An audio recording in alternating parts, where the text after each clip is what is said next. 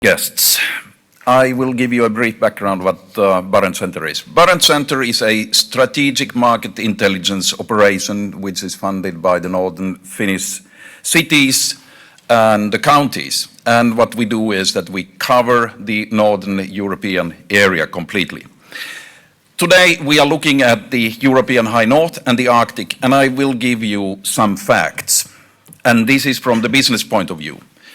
We are 26 million people living here in the area, and 400,000 of them are living in the Arctic area. And this is the 10th biggest economy in the world with a GDP of 1,400 billion euros. The biggest drivers for the economy are the Norwegian, Swedish, Finnish and Russian Arctic, where the combined investment plans until 2025 are approximately 200 billion euros. In Norway, the investments are led by Statoil, a Norwegian state-controlled oil and gas industry giant. And for the time being, there is only one oil field in operation. The Goliath field will come on stream at the shift of the year. And by 2020, we are looking at 3 more.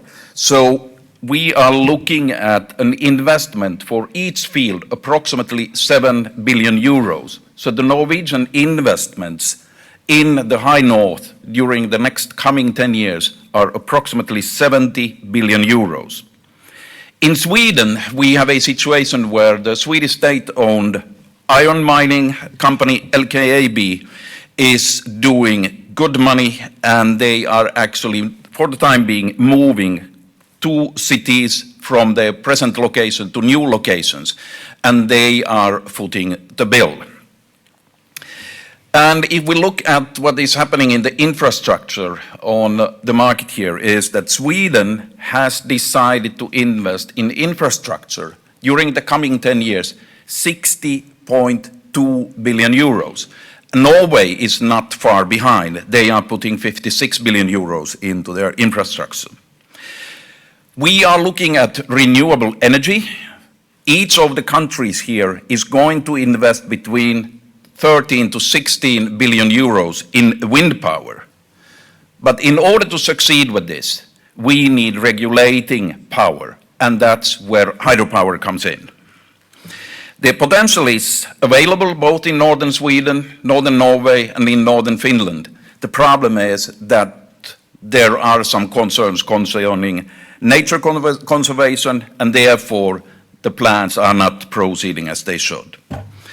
In northwest of Russia, Kola Peninsula is the area where they are doing money because of mining. They have 5 very good mines there, and they are actually providing the economy in Kola Peninsula. In Yamal, we are looking at a huge investment in LNG. There are 3 LNG plants on the way, and the total investment is approximately 30 billion euros. There is a Russian partner, there is a French partner, Total, and China National Petroleum Company, which are putting money into it. Northern Sea Route and the Belcomor Railroad are going to change the picture of logistics. The Chinese have just signed a contract with Russians that from South Urals, the Chinese will project, finance, and build a railroad of 1,161 kilometers and build a deep-sea port in Arkhangelsk. That's a huge investment. We are talking about 10 billion euros as a starter. The good thing here is that we have energy, we have oil and gas, we have hydro and wind power, and on top of it we have nuclear energy coming in. But in order to take advantage of them, we need electricity transmission lines, and they have to function. So why is this of interest for Europe and globally? 17% of world's mineral deposits are in the European High North, in northern Norway, northern Sweden, northern Finland, and in northwest of Russia. European Union uses 20% of world's ore and minerals, but produces only 3 to 4% of it. So if European Union invests in mining and logistics in the High North, the EU could actually bridge the gap and become self-sufficient. Over 25% of global oil and gas reserves are in the European High North, in northern Norway and in the area between Yamal and Norway border. And the forest area of Barents region equals to 70% of the European Union forest area. And the fish production in Norwegian High North is growing very rapidly in order to satisfy Asian and EU markets.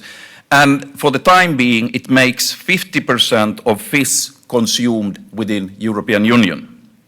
So growing food, extracting oil and gas, and mining on the seabed in the Arctic is the trend.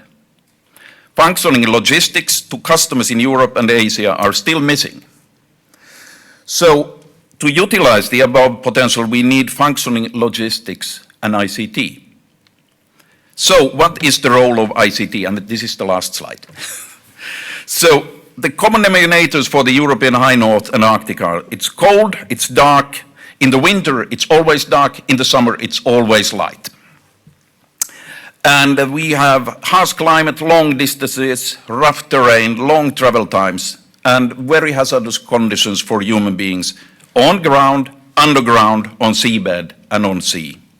So in order to combat these Arctic challenges, we need functioning ICT. And Johanna already touched base, but I will mention a few here. And the needs are secure communication data with no zero signal zones on sea, on seabed, underground, and in faraway locations. We need weather prediction and vessel rig-adapted sea and ice condition monitoring. Ice management needs ICT and big data. And of course, safety and rescue, because there is no such thing as 0.1 human lives. We don't want to lose any human lives. Therefore, it's zero. That's why safety and rescue is so important here. We need real-time communication and monitoring of individuals, of people who are working on oil rigs, oil and gas fields, and underground in the mines. We need intelligent clothing which can communicate directly, has the communication to GPS and to the communication centers. We need accident prevention, real-time analysis and monitoring, of course damage limitation, rescue management. But one item which we in Finland have been very good at is the remote operation and management of vessels and rigs, and remote operation of open pits and underground mines. And this is something where the future of wireless communication is very, very important. That's where we have to develop our operations. And everything that's going on in oil and gas exploration, we are talking about seabed. We need robots which can actually operate on seabeds, and therefore we need remote control, remote operation analysis. And of course, communication networks along the Northern Sea route. And then if you want to make money today, then you go to Norway and you start with the management of intelligent electricity grids. And we need the communication with satellites, secure GPS in all conditions, and individual GPS mapping, as I mentioned earlier. Well, now I'm going to say something. I'm going to make a disclaimer. I am the former marketing director for Audi, but despite that, it was 22 years ago, so despite that, everything I told to you, all the figures here, they are correct. They are not doctored. Thank you very much.